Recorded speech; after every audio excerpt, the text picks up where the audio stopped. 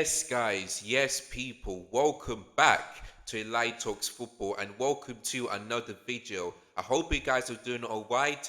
As you can see, this is your final preview for 2024 because tomorrow Chelsea will play their final game of 2024 and we go away to Ipswich Town, which is at Portsmouth Road in East Anglia. And the last time we went to Portsmouth Road was 2002.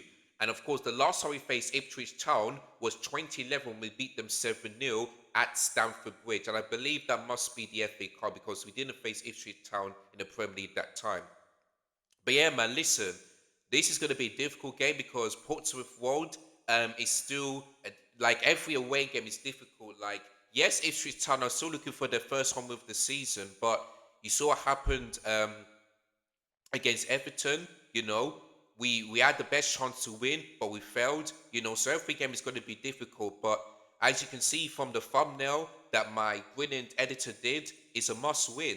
It's a must win for Chelsea because we've dropped points against Everton and Fulham, which, by the way, this is our third loss in the Premier League. So, yes, I got in a bit of a rant, but the only reason why I was not happy is because we should have won this game. Maresca, game management was poor, and people telling me they were in the titles when we're not. That's the reason why I'm not angry. So, but listen, if we want to be back in second place, we have to win this game because Nottingham Forest are now in second place as we're calling this right now because they beat Everton 2-0. So they're in second place, And like I said to Abby, and I said this to everyone, Nuno left Tottenham. Now look he's doing for Nottingham Forest. In second place, Second. That is unbelievable. For me, I don't think Forest will finish in the Champions League. But if they do, they'll be the most surprising of the season because nobody would have ever predicted Nottingham Forest to finish the Champions League, let alone Europe. So there we go. Man City got their first, got to win for the first time since that 3-0 win against Forest last month. So well done to them. Tottenham continue to drop points, Wolves, they're doing a fantastic job. 2 wins and a draw, so their manager still remains unbeaten. So there we go. But yeah, man, Liverpool went to London Stadium, destroyed West Ham, kept a clean sheet. And Mo Salah is is the first player in Premier League history to score and assist 8 times in one season. So he beats the likes of Harry Kane, Alan Shearer, Sergio Aguero, and all that stuff. So Salah for me is the best player of so far this season. So well done to Salah. But yeah, man, listen, our attack needs to step up because look at Liverpool's attack. Every single one of them scored, Goldie Gakpo, Jota, Luis Diaz, Mo Salah. Even Trent is scoring some, fantastic goals. So listen, if we want to finish in the top 4, we need to make sure that we take our chances and we convert them because I don't tomorrow's game to be like the Fulham game where you go 1-0 per half time, then the second half we just keep wasting chances and then Ipswich Town score, So in this game tomorrow, I see every single player stepping up, especially in our attack, and I want Anton and Wesker to wake up and start making substitutions. Don't make it too late, and I don't ever see him making 1 or 2 subs here, in this game. Like for me, yeah, if he does this, let's say like we're like 2-0, 3-0 up, if he makes 1 substitution, then that's fair enough. That's fair enough. If he does it later and we bring 1 sub, fair enough, because we know we're going to win this game. But if we're 1-0 up, or let's say that this game is still level or 1-0 down, I need to see the substitutions, right place, right time. And then that means I don't want to see Nkunku playing as a false 9. To me, he's a number 10. I want to see João Phillips getting a chance to play. I want to see Mark Gu. I want to see Achpong to get a start. Because these players are getting tired. They'll be playing 1 game a week in the Premier League. Fernandes, Caicedo, Palmer, Jackson, they'll be playing every single time. So these players need to rest, man. They need to rest. And I'm hoping that Maresca wakes up and finally realizes. So there we go. But yeah, man, I just hope we can. I asked my good friend if we can bounce back, and she said yes, and I hope so because it's a must win. It's a must win because look at the table, yeah. As I'm recording this right now, give me a second. Let me have a look at the table. So yeah, looking at the table, yeah, Liverpool are now 10 points ahead of us, yeah, with a game in hand. Forest are 2 points above us, but we have to play. And also are above us, but we also have to play as well. So of course Liverpool do have the game in hand. So if they win that game, they'll be 30 points clear. So I look at Man City. Since they beat Leicester, they are 4 points behind us. So we have to win this game. We have to. Because if we drop points, then that means Forest and Arsenal are still going to be above us, despite Arsenal losing this game, against Brentford. So we have to win. It's a must win. We cannot keep dropping points every single time, because like I said, last weekend when we faced Everton, we drew that game. I was disappointed, but I wasn't frustrated. Because like I said, if we beat Fulham, then that would be a blip, but we didn't. So I'm really hoping that the game against Ipswich Town, we can bounce back, because we cannot give Ipswich Town their first home win of the season. We can't. We can't. They haven't won a home game this season, so we can't do that. Otherwise, we'll become like Spursy and give Ipswich Town their first win. And not only that, yeah, if Ipswich Town win, they'll be 1 point behind Wolves, so they won't be out of the relegation zone, thankfully enough. But they'll be close to being out, so we cannot let that happen. Ipswich Town have already had 2 wins, and those 2 wins were away from home. Wolves and Tottenham, they still haven't got their home win, so we have to win this game. There is no excuses, no excuses. Now, in terms of the injuries, it's still the same. Like, Wishaim is getting back, but there's still no Lavia. Hopefully, Madueke can make a score, because the reason why Madueke didn't play against Fulham is because of tactical decision. I'm not sure it's because of training and all that stuff, but hopefully that's sorted and he could get some minutes. And hopefully the same goes for Ajpong, Mark Guru, and hopefully, what's his name, Mudrik, could sort out his doping, drugs. Hopefully he will come back negative and he can play some football. Otherwise, yeah, man, his career is done. So there we go. But yeah, man, we just need to win this game. I need to see a much better performance. When we take our chances, we need to be more clinical. And also, I need to see Maweska making subs not too late, making them right place, right time.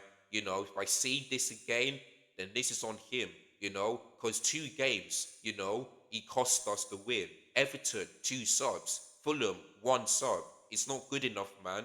I need to see changes at the right time. If Palmer does have a good game, then take him off and bring on Nkunku. If Jackson doesn't have or maybe try and bring on João Felix in the 10 if you have to, or maybe try and put in the left,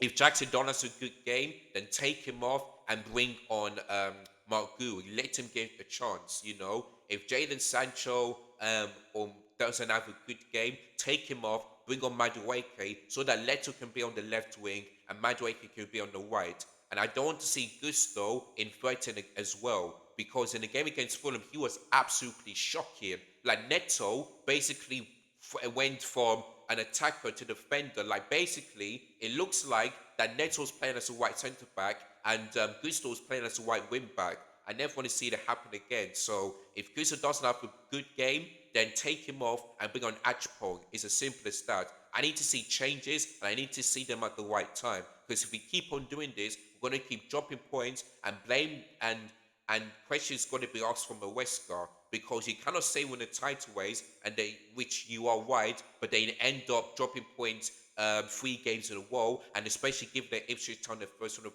home win of the season, it's not good enough, man. So we need to concentrate and we need to get the job done tomorrow, because it's our final game of 2024. And listen, it's not going to be easy, but let's just be respectful for Ipswich Town. But we've got a better squad than them. We're in a better position. There is no excuses. We have to win. Of course, Amari Hutchison will be playing against Chelsea. So it would be great if he scores, then that would be an Ipswich Town win, and that would be my worst nightmare, because I definitely don't want that to happen. We but listen, hopefully we can keep him quiet. The same goes for the Lope and all that stuff. Hopefully we can just keep Ipswich Town quiet and get the win. Not comfortable, just get me the 3 points. That's all that matters. So there we go. So that's what I want to see Maweska doing in this game. All right, before I move on into my final predictor line for 2024, let me read you this stat. So, Ipswich have won just one of their last 14 league games against Chelsea and are winless in 7 against the Blues since a 1-0 home win in August 1993, so basically 31 years ago. Chelsea have played more Premier League away games without ever winning against Ipswich than they have versus any opponent. Though 4 of these 5 visits to Portman Road have finished level.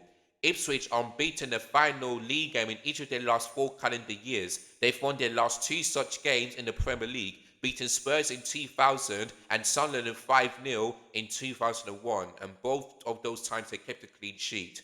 And Chelsea are unbeaten in the final league game in each of their last 12 calendar years since a 3-1 home loss to Aston Villa on New Year's Eve in 2011, which is 13 years ago.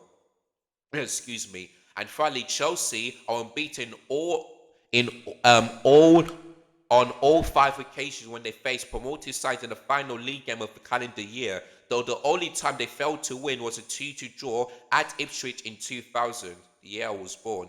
This is the third consecutive year they finished with such match: 2-0 Bournemouth in 2022 and 3-2 against Luton last year. So there we go. So yeah, Ipswich are unbeaten in the final league game. We're also unbeaten as well. So there we go. So that's what's going to be easy, but we have to win this game.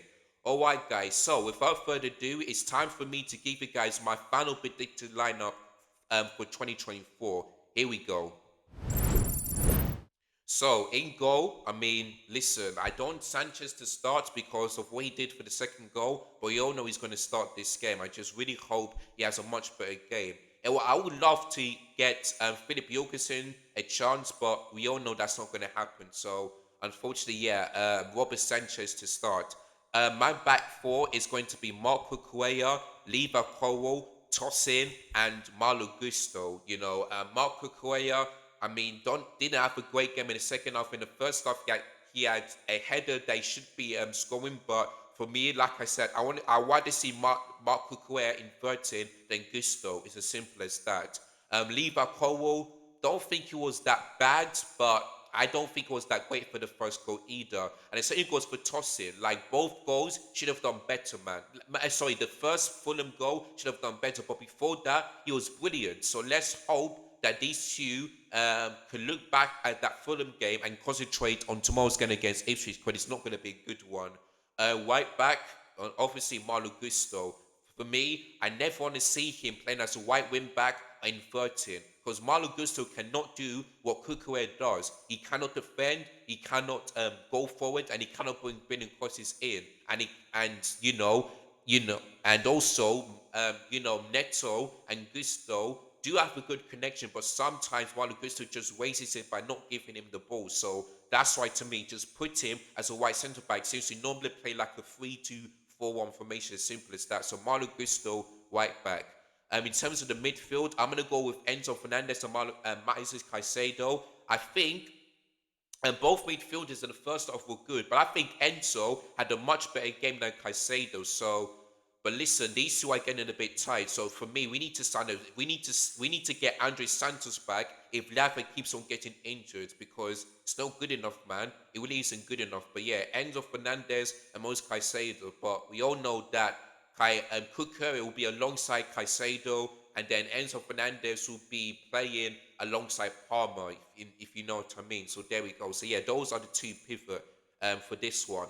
Now, in terms of the attacking players, I'm going to go for Jadon Sancho, Cole Palmer, and Pedro Neto. And this time, what I want to see Maresca do is put Palmer on the right-hand side of the attack, because on the left, it doesn't work. It really doesn't work. Like in the game against Fulham, he did score the goal, but after that, the delivery, everything about him, he was poor. He was poor. So to me, honestly, Enzo on the left and Palmer on the right, is as simple as that, since we're playing a 3-2-4-1 formation. So there we go. I hope Jadon Sancho has a much better game, because in the last 2 games, he has been looking poor. So I really hope he has a much better game. And again, same thing goes for Pedro Neto. So I just hope that if they inside the penalty box, they can just take their chances and shoot, rather than just waste their time making a pass, which is a good idea. but I want them to make the correct decisions, if you know what I mean. So yeah, Jadon Sancho and Neto as the wingers, and then up top is Nicholas Jackson. Like in the first half, I give him credit because they were Fulham players who just keep fouling and won us the penalty.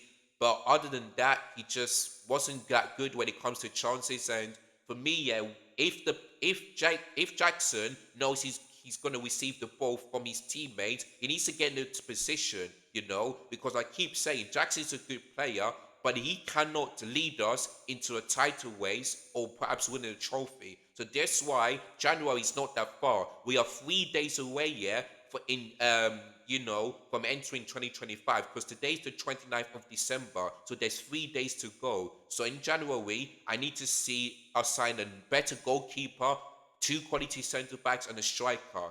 If we fail to do that, then boy, this top four could not happen to Chelsea, but we need to sort it out. For me, Jackson is good, but I don't think he's that level that can take us, I don't think it's that player that can take us to the next level, and what I mean is that challenges for the title or perhaps winning the Premier League is not good enough. So I just hope he has a much better game in the last 2 games, because he has been poor against Everton away and Fulham at home. So there we go. But yeah, man, that is it for my predictor line, my final one for 2024.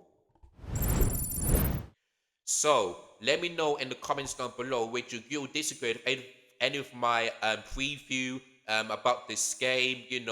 What do you think Maresca should do? Should he also make substitutions and the white? Just give me your thoughts and feelings, and what's your predicted lineup, and what's your prediction as well? Because I'm going to go for Chelsea 2, Ipswich Town 1, Chelsea 2, because it's going to be a difficult game. But listen, we have to win and we have to bounce back, because if I see us losing against Ipswich Town, I'll be fuming, because not only did we drop points again to a team that we should beat, but we are gonna give Ipswich Town their first home win of the season, because they still haven't won a home game in the Premier League this season. So I want us to concentrate, take our chances, hopefully keep a clean sheet, and I hope Robert Sanchez doesn't do that stupid mistake like he did against Fulham for that second goal. So there we go. So that's what I want to see Chelsea do tomorrow. Stay focused, try and score goals, and try and win your final game of 2024. Because we remain unbeaten in the 12 calendar years, except for 2011, where we drew 2-2 against Aston Villa. So there we go. But yeah, man, that is it. That is your final match preview for 2024. So I haven't done a lot, but I said next year I'll be doing plenty of previews for Chelsea Football Club. So if I keep on forgetting, then I do apologize. But I promise every time Chelsea play, I'm going to do previews of the previews of the previews. So make sure you guys tune into that one. But yeah, this is the final one of 2024. So yeah, all I've got to say is that thank you so much to all of you that did watch the previews so far 2024. And let's hope that Chelsea next year will be better, because 2024 started off really bad. We started the year in 9th place, but if we win tomorrow, we'll be in 2nd place, above Arsenal Forest. So let's see if we can end 2022 with a win and in 2nd place. So there we go. But yeah, man, don't forget there will be a live watch along, live watch along, and a final match reaction of 2024 tomorrow. So make sure you guys tune into that one. But yeah, man, thank you so much for watching. Don't forget to hit the subscribe button if you're new. Click the like button if you enjoyed this video. Make sure you share this video to all your friends. Comment below what you think about this video. What's your prediction? What's your predicted lineup? And do you think Chelsea will bounce back? Do let me know. Hit the bell notification as well, so they never ever miss all of my live streams or any videos that I upload in later on. So there we go. But yeah, man, thank you guys so much for watching. Final preview for 2024. Let's hope we can end our last game with a win. So there we go. So yeah, as always, take care. Goodbye. God bless. And as always, up the Chelsea. I'm out of here. Peace. Audio